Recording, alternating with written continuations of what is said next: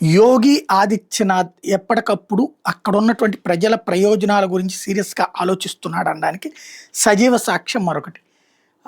NT Ramarao వచ్చాక ఆంధ్రప్రదేశ్లో సంస్కరణల విషయంలో అద్భుతమైనటువంటి మార్పులు చోటు చేసుకున్నాయి.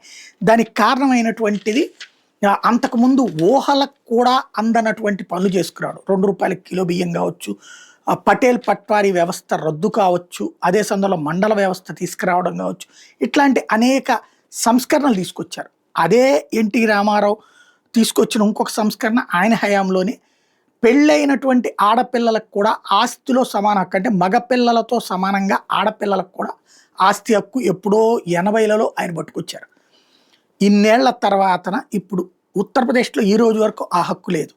అక్కడ ఇప్పటికీ ఆ పితృస్వామ్య వ్యవస్థ హక్కులకు సంబంధించినటువంటి సిస్టమే ఉంది. ఇప్పుడు యోగి ఆదిత్యనాథ్ తాజాగా ఈ చట్టాన్ని తీసుకురాబోతున్నట.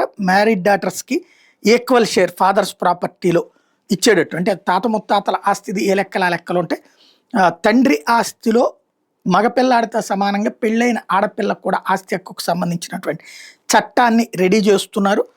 ఇది చర్చ ప్రారంభమైంది, సంచలనం సృష్టిస్తుంది. ఇది ప్రభుత్వాన్ని దించుతుందా పెంచుతుందా చూడాలి.